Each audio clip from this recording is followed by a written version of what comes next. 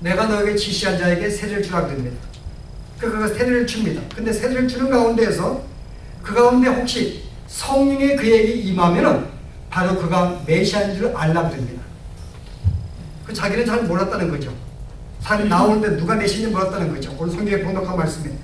그 내가 어느 자에게 세례를 주었는데 갑자기 세례를 주는 순간에 그에게 성령이 하늘에서 임해가지고 영이 임해서 그에게 비료같이 임하는 걸 보았습니다. 그때 나도 분명히 알았다는 거예요. 그거 어떻게 알았다고요? 자기가 잘 몰랐다는 거죠. 세례를 한 것은 그가 스스로 한 것이 아닙니다. 하나님이 그에게 말씀해 주었고 네가 세례를 물러줄 때에 성령이 임하는 자가 메시아인 것을 이미 그에게 말씀해 주었고 그 말씀을 받아서 세례를 주는 가운데 한 사람의 성령이 임합니다. 바로 그가 메시아인 줄 그때 알았던 거예요. 그리고 그를 증거하기 시작한 것입니다. 여러분 그때 여러분 잘 보실래요? 여러분 세례를 주는 가운데에서 이미 여러분 이 사실 가운데서 바로 이분이 세상의 죄를 지고 하나님의 어린 양인 것을 그 분명히 알았습니다. 어떻게 그가 세례 받는 것과 이 어린 양을 매치시킬 수 있을까요, 여러분? 말이 어려운가요? 저는 지금 제정신이 아닌데 약을 먹었더니 지금 뭐 술 취한 자가 저는 술 취한 자의 기분을 모르지만 굉장히 비몽사몽간이에요. 지금 속이 막 땀이 나고 이 약을 괜히 먹고 나왔는데 혹시나 하고 또 막 기침할까봐 나하고 이제 약을 먹었더니 지금 이제 막 취하기 시작하는 거니까요. 여러분 그러나 저하고 관계없습니다. 여러분 은혜 받는 건 저와 전혀 관계없어요. 제가 설명을 잘한다고 알아듣는 게 아니고 이렇게 죽을 써도 성령이 역사하시면 알아듣으니까요. 여러분과 발람 알죠? 발람과 발락 선지자. 여러분 그럼 더 좋은 예가 니느웨 성이에요. 하나님은 니느웨 성에 범죄했어요. 아시리아의 수도인데 하나님이 그들에게 기회를 주기 위해서 요나를 불러가지고 가서 회개하라고 이야기합니다. 요나가 어떻게 해서 도망갔어요. 싫어가지고. 근데 하나님이 하여튼 그를 이끌어가지고 고기 뱃속에 집어넣어서 하여간 니느웨에서 이끌어가지고 보냈습니다. 여러분이 요나라면은 기쁘게 회개를 전파했을까요? 억지로 했을까요? 억지로 했습니다. 나중에 그냥 나와요. 억지로 했어요. 그냥 내가 뭐 들으면 듣는 거고 야 회개해 그냥 그러고 갔습니다. 그리고 이제 올라가가지고 동산에서 저들이 어떡한가 보았는데 저들이 회개하기 시작하는 거예요. 여기 굉장히 기분 나빠요. 하나님 이게 뭡니까? 내가 저들이 회개할 게 싫어서 내가 지금 도망갔는데 보십시오. 회개하지 않습니까? 지금 이제 하나님께 따지는 거 볼 때 그는 굉장히 무성하게 복음을 증거했어요. 그냥 회개해. 그리고 갔던 거죠. 근데 온 백성이 회개한 것입니다. 여러분 이것은 하나님의 능력이에요. 요나는 그렇게 했지만은 저도 그냥 드러나 마나 했지만은 하나님이 역사하게 되면은 여러분 어떻게 요나가 이 세례를 줄 때 성령이 임하는 이 순간에 바로 이분이 세상 죄를 지고 하나님의 어린 양이라고 어떻게 매치를 시킬 수 있을까요? 그 말입니다.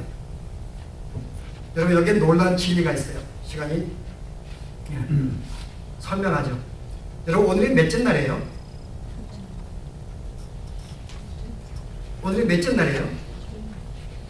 성령 역사하는 분들은 제대로 답변하실 텐데 오늘 몇째 날이에요, 여러분? 둘째 날이에요. 둘째 날. 성경을 이야기하고 있는 거예요. 네, 둘째 날. 창세기 둘째 날 어떤 일이 벌어졌어요? 물이 혼돈 가운데 있었는데 하늘의 물과 땅의 물을 나눕니다. 하늘의 물과 땅의 물을 나누었어요. 뭘 의미해요, 여러분? 첫째 날은 빛과 어둠을 나눴습니다. 둘째 날은 하늘의 물과 땅의 물을 나누었어요. So what? 하늘의 물은 구원받은 백성을 의미합니다. 땅의 물은 구원받지 못한 백성을 의미해요. 근데 물을 나누었어요, 여러분. 근데 뭘 통해 가지고요? 물을 통하여 나눕니다. 여러분, 물이 갈라져서 백성이 구분되는 건 뭐가 생각이 나요?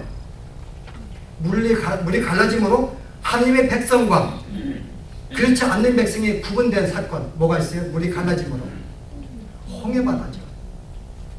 홍해바다가 갈라짐으로 말미암아 여러분 구원받은 백성은 홍해바다 물속에 걸어가면서 이미 물속에 잠긴 자였습니다. 옛사람은 이미 죽은 것을 의미해요.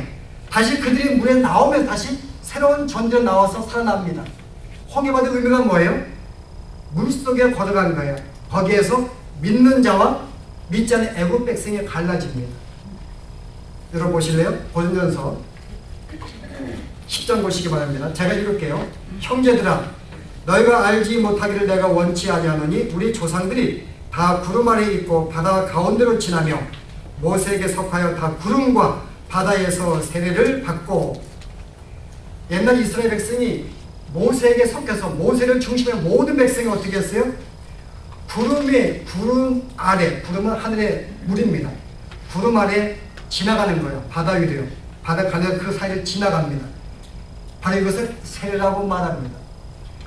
그 옛날 이스라엘 백성들이 물속에, 바닷물 속에 들어가서 하늘의 물에 감기고 이 땅에 바다에 잠겨가지고 걸어가는 거예요. 이것은 옛사람이 죽었을 의미합니다. 근데 그들이 걸어 나왔어요. 다시금 새로운 영혼이 창조가 되었음을 이야기합니다.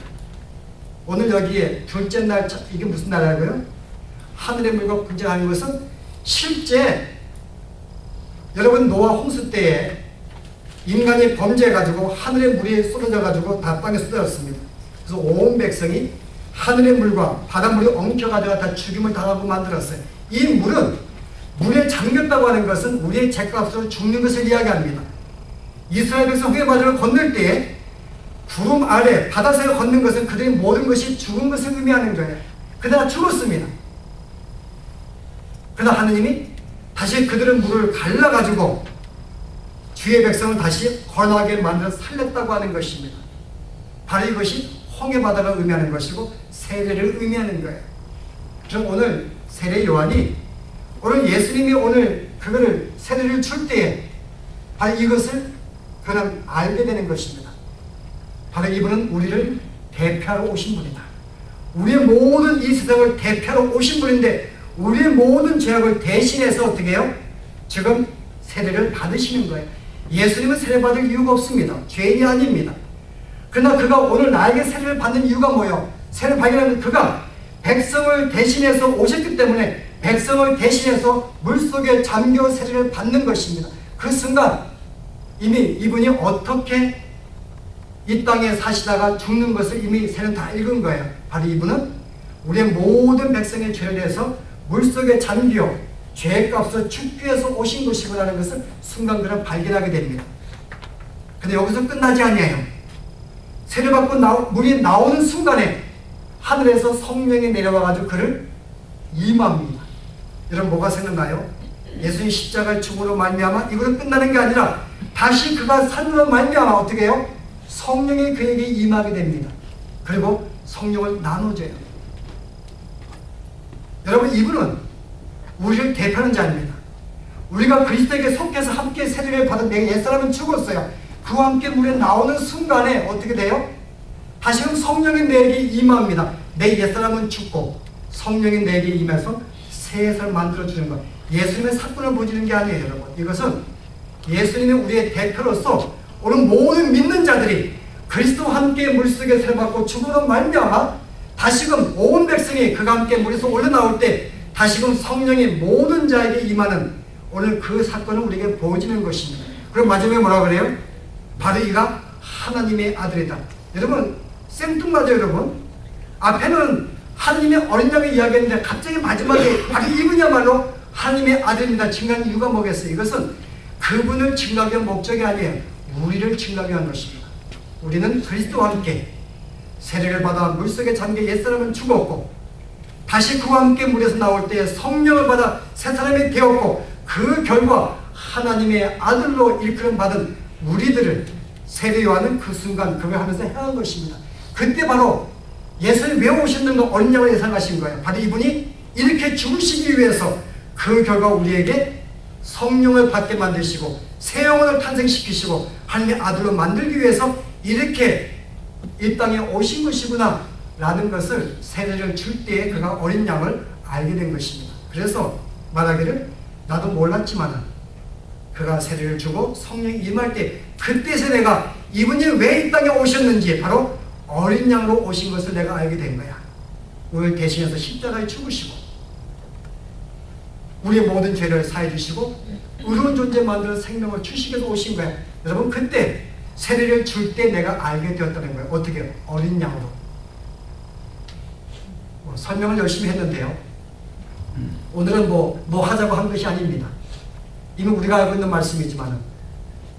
근데 신기한 것이 오늘 이 진리는 세례 요한과 당시에 소수 사람들이 믿었지만요. 그 많은 사람들은 이 진리에 대해서 그들은 관심도 없었고 아무 의미도 없었고 이해할 수도 없었다는 것입니다. 그런데 오늘 우리들은 여러분과 저는 이 말씀이 충분히 무엇인지 이해하는 말씀이에요. 그가 왜 오셨고 세례 의미가 무엇인지 오늘 충분히 이해하고 있는 자들입니다. 오늘 이것은 바로 우리가 구원받은 자인 것을 성경 우리에게 증거하고 있는 것입니다. 어느 누구 스스로 예수를 믿을 수가 없지만 오늘 하나님께서 임한 자에게 성령이 임한 자에게 오늘 이 복의 말씀을 이해하게 되어 있는데요. 우리는 충분히 이해하고 있어요. 그래서 오늘 우리가 무엇을 발견하는가 하면 내가 어떻게 구원을 받았는가. 정말 나는 수많은 지성인과 수많은 이 땅에 똑똑한 자들이 많이 있어도 불구하고 내가 이 말씀을 이해할 수 없는 나에게 찾아오셔서 이 진리의 말씀을 이해시켜 주었기 때문에 나는 넉넉히 오늘 이 말씀을 이해하고 받아들이는 존재입니다. 오늘 우리가 한 가지 발견할 수 있는 것은 내가 하나님의 은혜로 구원받은 사실 기억하시고요. 우리가 한 가지 조금 더 교훈을 받는다는 것은 하나님의 모든 관심은 나의 한 영혼을 살리기 위해서 당신의 가장 귀한 아들을 드렸다고 하는 것입니다. 하늘의 미랄이 땅에 떨어져 썩어서 죽어야지만 많은 열매를 맺는다고 말씀했기 때문에 주님이 내가 썩어지게 이 땅에 오셨다고 말씀합니다. 그 이유는 많은 생명을 살리기 위해서야.